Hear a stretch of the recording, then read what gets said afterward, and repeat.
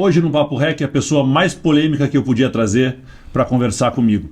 E a gente sempre começa com uma pergunta polêmica aqui. Por que a Roberta é a filha preferida? Eu quero saber, por que a Roberta tem tudo lá em casa? A Roberta tem tudo porque, na verdade, você é o usurpador do afeto da Roberta. Você sempre ficou mais perto, você, até economicamente, você teve privilégio. E a Roberta era menininha, que ficou meio fora do esquema. Você menino, eu fazia campanha. Agora, preferido não vale, né? A Roberta é preferida. Vocês dois eram preferidos. Tanto que eu viajei pelo mundo como parlamentar, presidente do Parlamento Europeu Latino-Americano, e vocês foram em todas as minhas viagens juntos, vocês e a mãe. Então os três têm preferência. A Roberta é preferida, não tem por onde fugir. Pai, você entrou nisso antes de eu nascer, mas o teu primeiro mandato como deputado foi em 82, se eu não me engano. Foi quando a gente mudou de casa, foi morar na Frederico Cantarelli. Depois vem a B. Eu passo hoje, mais ou menos pelo que você passou, um pouco diferente. Eu virei deputado quando meus filhos nasceram. Então hoje com 8 anos. O que mudou para você, vida familiar, quando você começou a ter mandato? Não, eu acho que vocês reclamavam um pouco da minha ausência em casa. Eu ficava fim de semana em reuniões, eu fiz anos e anos, sábado e domingo à noite, eu estava me reunindo com as organizações de bairro da periferia. Eu, na linha daquele espanhol, Manuel Castells, Direito à Cidade, eu organizei associações de bairro, mais de 108 em Curitiba, metropolitana e no resto do Paraná. E eu me dediquei profundamente àquilo. Então, vocês reclamavam um pouco. E depois, quando a mãe fundou a Soma, a Associação dos Meninos e Meninas de Curitiba, vocês achavam que os meninos de rua eram os nossos filhos. Vocês estavam em segundo plano. Nós protestávamos. Mas é aquela reclamação sem sentido de sempre. Eu sei porque o Marcelo e o Matheus reclamam que eu não estou em casa e a gente briga e faz de tudo para estar em casa sábado e domingo. Mas se você tivesse tocado o escritório de advocacia e a loja, você acha que teria sido muito diferente? Ou a gente acabava se envolvendo nisso mais dia, menos dia? A loja, para mim, foi um acidente. Eu estava me preparando para passar um tempo fora do Brasil.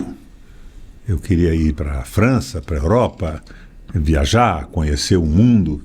E, de repente, a loja que era do meu avô, de Euclides Requião, e depois da minha tia, Gertrudes Requião, estava numa crise e a minha tia não estava bem de saúde. Então me pediram para mim dar uma olhada na A Nacional, que ficava na Rua 15, e liquidar a loja. E eu fui para lá e comecei a trabalhar com marketing da loja, comprei um computador da Olivetti de mala direta de endereço e joguei e descobri que a loja era a mais conhecida de Curitiba e a loja explodiu. E eu acabei ficando, então, enquanto a tia Gertrudes vivia, eu fiquei dirigindo a loja. E foi um sucesso absoluto. Então foi meio por acaso. Agora, a advocacia eu advoguei bastante. Meu primeiro escritório foi junto com Edésio Passos, o Nestor Malvese, o Arlindo Fiorindo Bruscato. Só comunista. Paulo Bastos. Não. O Arlindo hoje é advogado da Texaco. Olha só. Mas você acha que teria sido diferente o caminho sem a política? Ou será que você tinha entrado na política? Eu acho que a política estava no sangue, Maurício. E está no teu também. É genética. Não é. Coitado do Marcelo e do Matheus. O meu bisavô, trisavô, foi o lugar-tenente do Frei Caneca na Confederação do Equador. Era o chefe militar da Confederação do Equador. O meu bisavô, o Justiniano de Melo e Silva, fundou o primeiro Partido Socialista do Brasil. O coronel Wallace de Melo e Silva, pai do Wallace Tadeu, que é o meu pai, coronel da Guarda Nacional, quando veio para o Paraná, organizou na rede ferroviária a primeira greve do Estado do Paraná em defesa dos trabalhadores. Havia uma visão firme na família do trabalho social em favor das pessoas menos favorecidas na organização social brasileira. Eu entrei nisso. O meu pai era médico. Segunda, terça e quarta-feira, O meu pai tinha um consultório aberto para o pessoal da periferia. Não tinha nem atendente porque ele não cobrava consulta. Ele cobrava na quarta, na quinta e na sexta. É a segunda, terça e quarta. Cobrava na quinta e na sexta. Então, a minha formação é essa. E eu iniciei na política para valer quando eu era aluno do Colégio Estadual do Paraná e o Jânio Quadros foi candidato a presidente da República. Eu entrei na campanha do Jânio. E eu lembro das campanhas de deputado, eu não lembro, não tenho memória, era muito novo. Eu lembro alguma coisa da prefeitura e lembro muito bem da campanha de governo, da primeira de 90. Eu conversava com os colegas lá, com os deputados hoje, os mais antigos, e a gente estava discutindo como era bom fazer política, como era diferente, como era fácil, como a gente tinha tempo para trazer uma proposta. Eu lembro que as campanhas eram de 1 ano, 8 meses, 6 meses, 3... Estamos numa campanha de 45 dias. E tornou-se praticamente impossível colocar um nome novo ou uma proposta nova para a população. Por que você acha, pai, que foi diminuindo esse tempo de campanha? Não, a diminuição do tempo de campanha é para favorecer os órgãos de comunicação. A Globo, as televisões, quanto menos tempo, menos proposta e o domínio absoluto da comunicação macro sobre a opinião pública. Mas o que eu acho interessante, Abessa, é que quando eu comecei, fui candidato a deputado estadual para ajudar o MDB, o PMDB. Depois nós transformamos em PMDB. Eu entrei para ajudar na mudança. Mas eu, antes disso, como advogado, fui advogado trabalhista. E o meu escritório não atendia patrão, nós só atendíamos trabalhadores. De certa forma, um erro, porque existem na CLT muitas coisas erradas, muitos exageros. Mas o pessoal dizia, não adianta, vocês estão atendendo as vilas, as associações de bairro, não adianta porque esse pessoal só vota na última hora com presente, um jogo de camisa, um dinheiro e tal, e eu nunca dei um jogo de camisa, nunca dei dinheiro, mas eu me dedicava profundamente à melhoria da condição de vida da população. E quando chegou a eleição, eles diziam, você está perdido, esse pessoal vai votar em quem paga. Não é assim. Quando você mostra um trabalho consequente, não tem quem compre a opinião da população. Por exemplo, na Vila das Torres... A famosa Vila Pinto. A Vila Pinto, o seu Pinto morava lá, era o presidente da associação. Eu fiz 95% dos votos. Eles diziam, você não vai ter um voto. Quando o pessoal via que você estava empenhado em garantir o direito de moradia, água, luz e melhorar a vida deles, eles não falhavam. E eu me elegi espetacularmente. Em Curitiba eu fui extraordinariamente bem votado. E fiz a minha campanha só em Curitiba para deputado. Mas essa censura, vou botar entre aspas, a censura que a gente está tendo para fazer política, né? Porque, como eu disse, de 1 ano de propostas para 8 meses, 6 meses e hoje 45 dias. Ninguém pode se colocar, né? Porque se você disser que é candidato antes do tempo, você é multado. Se você pedir voto, você é multado. Mas uma observação. Esta última campanha, você acompanhou a campanha? Bem de perto. Eu fui multado por esse Tribunal do Paraná em tudo. Eu dizia, congelei a tarifa da energia elétrica. Eles me multavam porque eu não podia dizer que tinha congelado. Não é um congelamento. Você fez um jogo jurídico. Estou pagando multa até hoje. Acho que está aí em R$150 mil. Então, essa mudança de censura. Esse tribunal que me multou foi o mesmo tribunal que, quando a nossa federação recorreu contra a candidatura do Deltan Dallagnol, disse que ela era legal. E ontem o Tribunal Superior Eleitoral, por unanimidade, cassou a candidatura. Então você veja, existe uma visão ideológica no judiciário e existe no tribunal. Agora, felizmente, com essa sentença que afastou o Deltan, ela não é unânime, mas tem um pessoal que utiliza a justiça ideologicamente, por mais errados que eles estejam. Mas ficou mais fácil ou mais difícil fazer política? Eu acho... De 78 para cá. Com o fundo partidário, fui eu que tive a iniciativa de fazer o fundo partidário, mas eu jamais propus esse absurdo de recurso. Era um fundo partidário para todo mundo ter a mesma soma e não podiam pôr dinheiro de fora. Mas daí na sequência mudaram, eles dão um fundo partidário, os deputados federais hoje controlam de cada partido o fundo e dão o dinheiro para eles e para quem eles querem. e a estrutura do partido fica desabrigada do ponto de vista financeiro. E eles põem, quando são ricos, dinheiro pessoal, permitiram isso. Então virou uma zona, ao invés de ser uma moralização da política. Eu lembro que, a gente está falando disso, Cicle Jaimes, Papelaria Requião e Mudanças Pimentel eram os 3 outdoors mais vistos em Curitiba durante uma campanha para a prefeitura, quando era proibido ter outdoor. O Jaime começou com isso, inventou o Cicle Jaime, e de repente alguns primos em segundo grau meu, que eram primos da minha mãe, filhos de tios da minha mãe, a dona Lucy, que tinham a Papelaria Requião, e eles disseram, então nós vamos fazer isso também. E fizeram outdoor promovendo a papelaria e ninguém pôde tirar. E daí foi a resposta ao Cicle Jaime, foi a Papelaria Requião. O Pimentel colocou a Mudanças Pimentel também. Eu não lembro Mudanças do Pimentel, a gente estava vendo isso. Quando você foi governador, 3 vezes, o que você teria feito diferente hoje? Uma coisa. Eu faria mais ou menos a mesma coisa. Eu fiz o possível dentro das circunstâncias que limitam um governador do estado. Eu não imito dinheiro, mas eu fiz um governo voltado para a população. Eu mexi profundamente na estrutura educacional do Paraná de uma forma positiva. Quando eu assumi, tinham tentado vender a Copel. E a Copel só não foi vendida, embora houvesse uma mobilização popular no Paraná contra a venda da Copel. O arcebispo, Dom Fedalta entrou, todo mundo entrou. Hoje não, hoje é o silêncio absoluto, a imprensa de boca fechada, costurada com recursos públicos. Mas não foi vendida porque Osama Bin Laden detonou as torres duplas no dia do leilão da Bolsa de Nova York. Daí em seguida eu assumi. Eles diziam o quê? Presta atenção no que eles diziam ontem, que você está com esse problema hoje. Copel dá prejuízo para o Estado. 340 milhões de reais de prejuízo por ano. Eu assumi. Eu não sou mágico, você sabe disso, mas eu já fui empresário e de porte razoável, fui dono de fábrica, uma série de coisas durante a vida, que eu larguei tudo para fazer política esperando ajudar a mudar o mundo. Mas eu moralizei a Copel, acabei com a terceirização, com as picaretagens. Havia um contrato com um grupo de Curitiba de a Copel comprar obrigatoriamente energia da Argentina, com preço rigorosamente absurdo, porque era muito maior do que o preço que estava praticado no Brasil naquela época.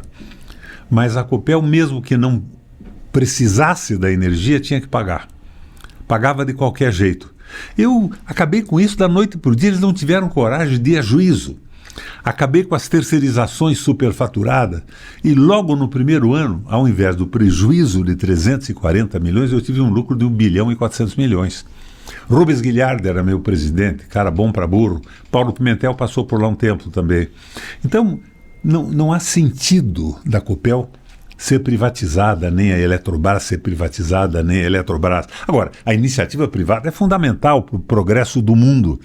As pessoas se organizam como empreendedores, imaginam coisas, pesquisam e evolui o processo, inclusive tecnológico. Mas as grandes evoluções tecnológicas são a partir de investimentos públicos, como, por exemplo, o telefone celular, que foi colocado no mundo pela despesa militar norte-americana, e depois apropriado pela iniciativa privada.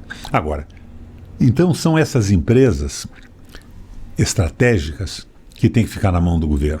Se um grupo econômico toma conta da Copel e da Eletrobras, como tomou agora, o que é que eles querem? Lucro. Eles não querem expandir o sistema elétrico, eles querem, no fim do mês, ter o dividendo em relação às suas ações. E sobem o preço a cada momento. A coisa é tão escandalosa que nessa crise agora provocada pelo conflito Rússia, China e Estados Unidos, onde a Ucrânia é bucha de canhão, a França estatizou todo o seu sistema de energia.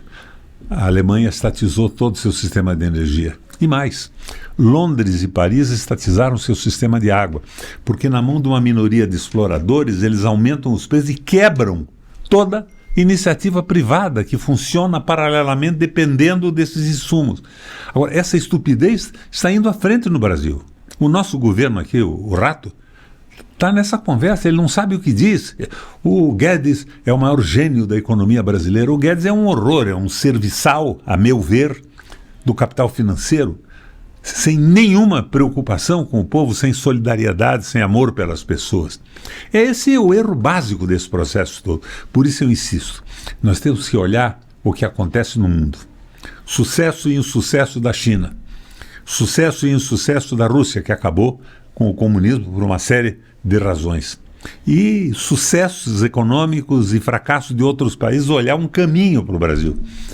Para mim, na linha do Guerreiro Ramos, que achava que um governo não pode ser perfeito, não precisa ser perfeito, mas ele tem que abrir a possibilidade do povo discutir as propostas na economia, na administração pública, na relação com outras nações, e através do processo de votação democrático, e tomando posições avançadas. Mas não está acontecendo isso. Os donos do capital financeiro tomam conta do mundo, tomam conta da televisão, tomam conta das rádios e vão iludindo a população. E me aborrece também a ilusão que está acontecendo hoje. Você viu que o Lula, que acabou com o PPI, parceria preços internacionais, não é verdade que ele tenha feito isso. Eu conversei hoje com o pessoal da EPET, com o Fernando Siqueira, que é diretor, e o vice-presidente, que é o Felipe Coutinho. O preço dos combustíveis no Brasil estava acima da PPI. Eles puseram ao nível da PPI hoje. Por que estava muito acima? O dólar caiu. O dólar estava 5,19, 5,20, foi para 3,88, 3,90 ontem. Então, caiu e já estava acima, mesmo antes de ter caído. Eles baixaram. Mas a desvinculação é necessária. Hã? A desvinculação é necessária. A desvinculação é absolutamente necessária. O Prats anuncia isso, mas diz, sim, nós não vamos seguir a PPI mais, mas nós vamos seguir o preço internacional do petróleo. Se viu que não houve um estrilo de um acionista da Petrobras, de um grupo de investidores, eles vão tirar provavelmente o preço do transporte. E não vão tirar mais nada, vão baixar um pouquinho a tapeação. O Fernando Siqueira, que é diretor da EPET, Associação dos Engenheiros da Petrobras, fez um cálculo. 1 litro de combustível, de gasolina, na saída da usina, extraído, pagando royalties de refino, que tem processo de refino que são patenteados e tal, custa R$1,20. Como é que ele está a R$6 na bomba? Agora baixaram para 5,50. Vindo para cá eu via numa bomba 5,50. Não tem cabimento isso. Se custa 1,20, bota um lucro de 100% em cima. Então é 2,40. Como é que vai a 5 e pouco? Para haver esse lucro fantástico dos investidores privados, que são donos de, se não me engano, 67,6% das ações da Petrobras, embora a gente tenha ainda a maioria das ações preferenciais. Copel, Petrobras, Sanepar, empresas que eu digo que são empresas estratégicas, são empresas de monopólio público e com bens que ninguém pode abrir mão. Claro. O país não vive sem água, sem luz e não funciona o modal brasileiro. E a iniciativa privada não funciona se não tiver preços razoáveis para isso. Então, eu digo que são estratégicas e digo que a gente tem que usar elas como ferramentas para movimentar a economia. As pessoas não conseguem compreender isso. Fico com essa conversa. Roubavam na Petrobras. Quando Obama era presidente dos Estados Unidos, se revelou um roubo fantástico na General Motors. Na GM, na Chevrolet, para quem não conhece. Principal empresa dos Estados Unidos e bandeira dos Estados Unidos no mundo. O que Obama fez? Obama estatizou a General Motors, junto com o Ministério Público e as autoridades americanas, botou na cadeia os dirigentes ladrões, não demitiu um empregado. E depois, como a indústria de automóvel não é estratégica, ele privatizou de novo, jogou as ações na bolsa, a empresa saneada, sem prejudicar um trabalhador. Aqui não. Esse Deltan Dallagnol, que foi cassado ontem, afastado do mandato, e o Sérgio Moro, puseram 250 mil trabalhadores na rua, mas fizeram acordos de delação premiada com alguns corruptos, que acabaram com uma parte do dinheiro que eles retiveram da delação premiada e livres até hoje, nos seus palácios, morando suntuosamente. Então é uma esculhambação. Eles queriam destruir a engenharia do Brasil, as grandes empresas que estavam ganhando concorrência no mundo inteiro. Aeroporto de Miami, quem é que construiu? Odebrecht. Venezuela, Odebrecht, obras incríveis. Na Venezuela foi Queiroz Galvão que fez aqueles... Metrô, né? O metrô e os viadutos. Toda privatização é ruim ou tem coisas que o Estado não pode tocar? Não, eu acho que uma parte da economia tem que estar liberada para a iniciativa privada. É bobagem o Estado querer tomar conta. Ele tem que tomar conta das empresas estratégicas que são fundamentais.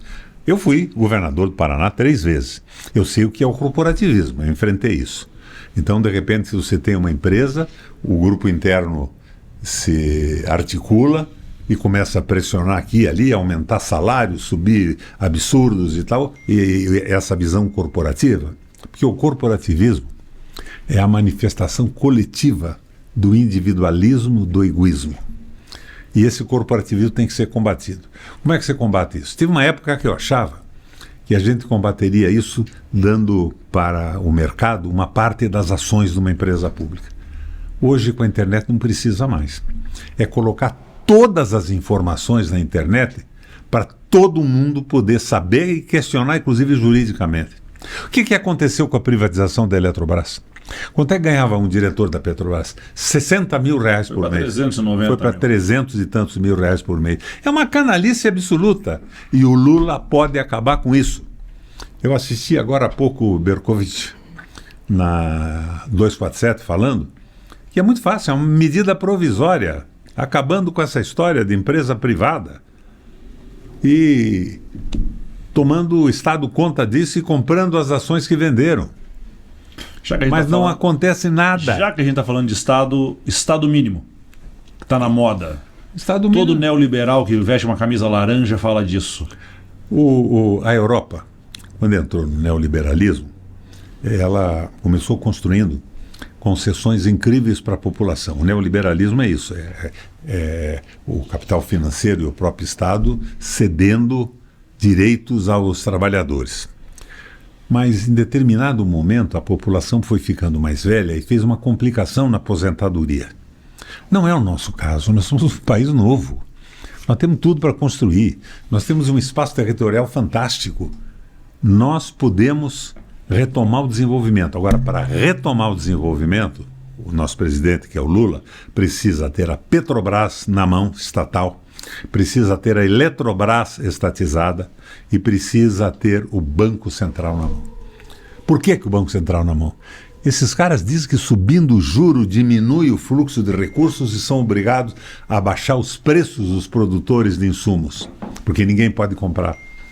Não é verdade isso. Se você tem um dinheiro, você quer aplicar num empreendimento qualquer, numa fábrica, num botequim, numa loja, você verifica que aplicando no mercado financeiro dá muito mais lucro. Você não tem empregado, não tem responsabilidade, não tem nada. Então o juro alto acaba com a possibilidade de crescimento do país. Portanto, essa briga do Lula é legítima, é sagrada. Embora eu ache que eles estão com a história do arcabouço, o famoso arcabouço do Haddad, que o Lula disse agora que ninguém pode ser contra. Criando o Estado mínimo. Eles querem que o Estado não invista nada e sonham que baixando o juro, esse dinheiro todo dos especuladores volta para a economia. Na Alemanha, o Hjalmar Schacht, na época da grande crise, fez uma coisa parecida. Do dia para a noite, o Schacht, que mandava na economia, reduziu os juros do capital financeiro praticamente a zero. E o pessoal gritou, meu Deus, vai virar pó a nossa poupança, os empresários disseram. Ele disse, não. Vocês agora têm uma moeda não moeda, que era a conversão do crédito que eles tinham nos investimentos, nos títulos públicos alemães. Vocês têm uma moeda não moeda pela qual o Estado alemão garante para vocês 4,5% de juro ao ano, que na época era uma fortuna. Mas esse dinheiro desse título, o MEFO, tem que ser empregado numa obra de reconstrução da Alemanha de infraestrutura. As autobahns, as estradas, o setor metalúrgico, inclusive o nome MEFO veio derivado do setor metal mecânico. E a Alemanha explodiu, cresceu de novo, mas aqui não. Eles estão achando que o Estado fica fora que o Estado mínimo e a iniciativa privada toma conta de tudo. Não é assim. Nas empresas estratégicas, o Estado tem que ser o indutor. Senão um pequeno grupo se apossa da água, da luz, se apossa e torna inviável qualquer investimento. E ficam os ricos muito ricos e os pobres totalmente abandonados. E daí resolvem oferecer... Não, o povo vai comer 3 vezes por dia. Mas o povo fica na condição de senzala, comendo 3 vezes por dia, mas morando numa senzala, sem educação, sem saúde, sem possibilidade de crescer, de empreender economicamente. Isso é um erro, isso chama-se neoliberalismo. Aí a gente chega num negócio que eu falo aqui. Eu falo que a gente tem que ter menos imposto, mais emprego. Daí os técnicos e os engravatados dizem que alguém tem que pagar a conta do Estado. Abaixar imposto diminui a arrecadação ou aumenta a arrecadação? Eu sou uma experiência viva disso. Assumi o governo do Estado. Reduzi o imposto das microempresas para 0. Imposto estadual, não podia mexer nos federais. O Estado tem limitações na administração. Reduzi o ICMS de 18% para 12%. Para 2,5% em média. E viabilizei uma redução da conta de energia elétrica para as empresas que se instalassem no interior em regiões de pouca densidade de emprego para a população. E naquela crise brutal que o Brasil e o mundo sofria, nós mantivemos o maior índice de empregos com carteira assinada, crescimento econômico. Dá certo. Reduzir o imposto não significa diminuir a arrecadação. Diziam, o reguão vai quebrar o Estado. Aumentei a arrecadação. E os nossos governos foram um sucesso absoluto. Daí veio a reação da Globo, desses empresários que têm esses contratos maravilhosos, como está vendo hoje pedágio, essa canalice toda. Se opuseram contra mim e eu fiquei sem muita comunicação. Mas fiz política internacional. Eu fui presidente do Parlatino, do Parlasul e do Parlamento Europeu Latino-Americano em Bruxelas. Nós temos um mecanismo no Paraná que é muito mal utilizado hoje. Chama-se isenção fiscal. Incentivos fiscais. É uma jogada criada para atrair empresas, teoricamente. No Paraná ele é utilizado para amigos do rei. Não é mal, em princípio. Então, né? Nós temos um problema hoje, e aonde eu vou, no interior do Paraná, as pessoas me pedem empregos. Nós queremos empregos. Emprego, nós estamos falando hoje de indústrias e empresas, né? Porque o agro gera muita riqueza, mas ele gera pouco emprego hoje em relação ao que ele gerava no passado com a mecanização. E a gente não produz máquinas aqui no Brasil, a gente importa máquinas. Então a gente está gerando empregos fora. Para atrair indústria para dentro do Paraná, com imposto alto, água alta, luz alta e a logística alta, que vem aí de novo, o pedágio mais caro do mundo no Paraná. O incentivo fiscal, ele pode ser utilizado? Pode. Ele pode ser utilizado com inteligência. Por exemplo, tem um setor da economia que nós não temos a tecnologia apropriada. Então tem uma empresa de qualquer lugar do mundo que quer se instalar aqui. Nós damos o privilégio de impostos mais baixos porque ela traz à empresa a tecnologia, ela gera emprego, tem que haver um contrato com compromisso de geração de emprego também. E nós assimilamos a tecnologia e ao impulso na economia. Mas no caso do Paraná, a isenção que foi o ano passado de 17 bilhões de reais, esse ano parece que diminuiu para 16. Foi 16, 17 e 16. Então, esse negócio foi feito para ganhar a eleição. E foi feito em cima do agro, que já não paga imposto. O agro hoje, a tributação do agro não passa de 5%. É ruim o agro? Não é. Ele produz divisas para o mundo, mas não produz alimentação para o Brasil. Nós somos o segundo maior exportador de alimentos, o primeiro de alimentos diversificado do mundo, e o povo está passando fome. Não tem cabimento, está mal administrado esse processo. Vou te dar um exemplo. Na Inglaterra e na França, um acordo entre o Estado e os grandes plantadores os obriga a diversificar a produção.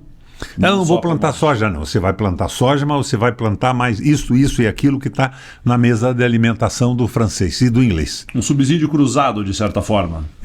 De certa forma, eles têm o monopólio da produção, mas eles têm que alimentar o povo. Não, para você poder plantar, você tem que alimentar. E a soja, cá entre nós, não alimenta a população. Isso é para alimentar porco e gado no mundo inteiro. É ruim isso? Não. O mundo tem que se alimentar. Mas eles perderam o sentido e dominam o Estado financiando candidatura. Está na Assembleia, você vê como essa gente manda naquilo lá. No Paraná hoje nós temos suínos e aves num número absurdo. Temos alguns abatedouros no interior do Paraná, porque o transporte da carga viva se torna impossível por causa da distância e das condições rodoviárias, mas nós não temos uma indústria que beneficie milho, trigo. Temos pouquíssimas que fazem... Nada. Se Copel e Sanepar, públicas, elas poderiam criar um incentivo para empresas no interior do Paraná? Eu já criei no meu governo. Mas é que eles dizem que hoje que é impossível. Por isso que eu estou perguntando. É claro que é possível. Eu criei. Eu dava um preço de energia elétrica mais barato para quem se instalasse no interior. Eu criei a irrigação da madrugada. 75% de desconto na energia elétrica para o pessoal que produzia galinha, suínos e irrigava as suas terras. É claro que isso é possível. Mas eles não queriam saber disso. Porque isso pegava de A a Z, pegava os pequenos e os grandes também. Não discriminei os grandes produtores. Mas hoje você vê que isso é todo um jogo de poder, de enriquecimento, e isso está desgraçando o Brasil. Esse país maravilhoso, o povo não come, porque nós exportamos tudo. Então, se a gente tivesse Copel e Sanepar privatizada, poderíamos ter, para indústrias no interior do Paraná gerando emprego, tarifas de água e luz praticamente a preço de custo. Não, se fosse estatizado. Estatizadas são. Copel e Sanepar estatizadas para atrair indústrias do Paraná com tarifas praticamente a preço de custo. Não diria preço de custo. Praticamente. Digo, a Copel precisa reinvestir, precisa ampliar o seu sistema. Sempre tem que ter uma lucratividade para poder funcionar. Mas essas empresas estratégicas não foram feitas para pequenas porções da população ganharem dinheiro. Elas foram feitas para impulsionar o desenvolvimento do Brasil. Então, o Prates dizia, não vamos mexer no lucro dos acionistas com essa tapeação agora de acabar o PPI, que não acabou nada. Eles baixaram o custo da gasolina, porque, na verdade, estava acima do PPI. A impressão que eu tenho é que eles vão diminuir só o custo do transporte na composição do preço, um pouquinho mais baixo. É uma tapeação. 1 litro de óleo diesel S10 custa, segundo o diretor da EPET, o Fernando Siqueira, R$ 1,20. Como é que pode custar 6 ou 5,50 na bomba? Estradas. O Paraná, no nosso governo, no seu governo, investiu pesado em estradas, infraestrutura, construiu uma ferrovia, a Ferroeste, que foi depois entregue para a LL rumo hoje. O Estado constrói estradas. Qual o objetivo de uma estrada num estado como o Paraná hoje? Que hoje em dia não constrói, mas qual era o objetivo de construir estradas num estado como o nosso? Viabilizar o desenvolvimento econômico. A estrada não é um instrumento de lucro de uma empreiteira. Quando você terceiriza uma estrada num pedágio, você está abrindo mão do direito de construir. Não é o Estado que constrói. Se o Estado constrói, ele tem um caixa ou cobra um pedágio, ele pega esse dinheiro e contrata uma empreiteira para fazer um trecho, fazer um viaduto ali, faz a manutenção todo dia com o pessoal do próprio Departamento de Estradas e Rodagem. Quando você terceiriza, você entrega para um grupo a possibilidade de contratar terceiros e ter um lucro fantástico. Você veja, por exemplo, uma simulação não será exata, caros telespectadores, mas será bem parecida com a realidade. Criaram mais 15 praças de pedágio no Paraná nesses contratos.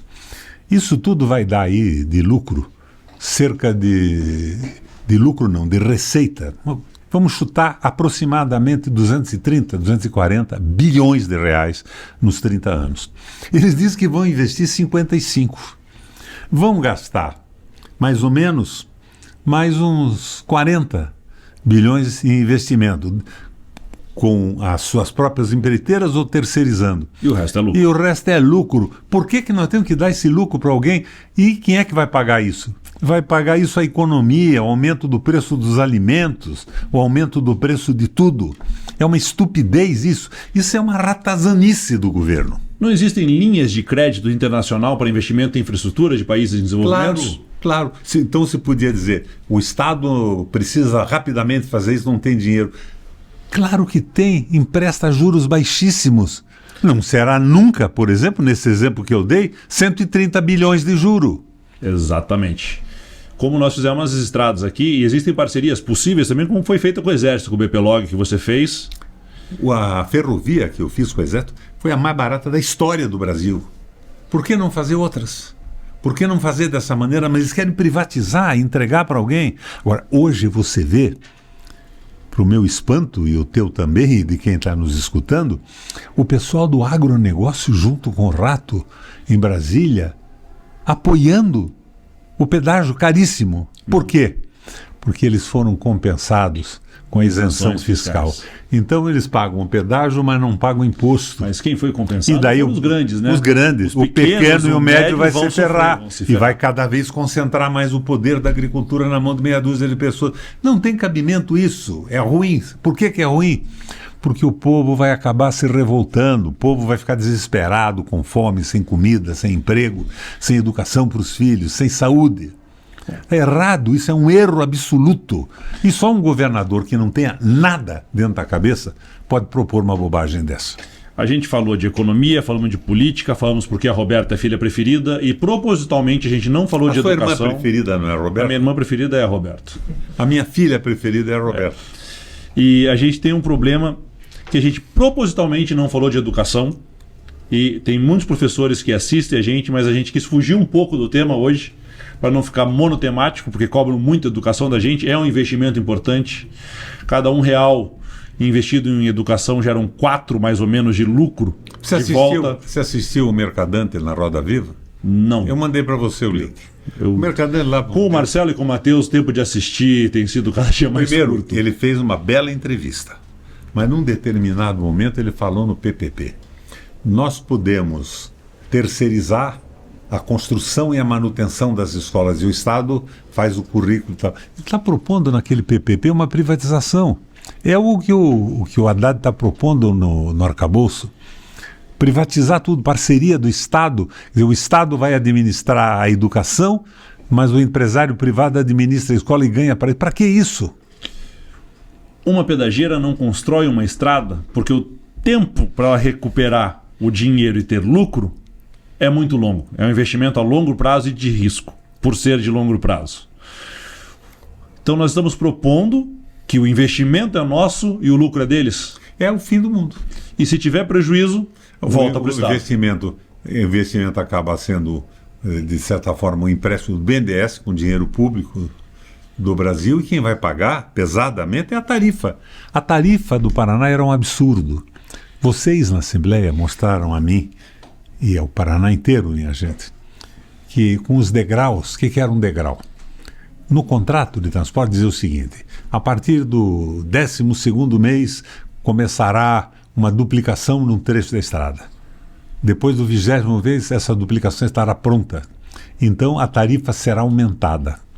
Os concessionários pediam o aumento do preço na data em que eles iam começar e terminar a duplicação ou o viaduto.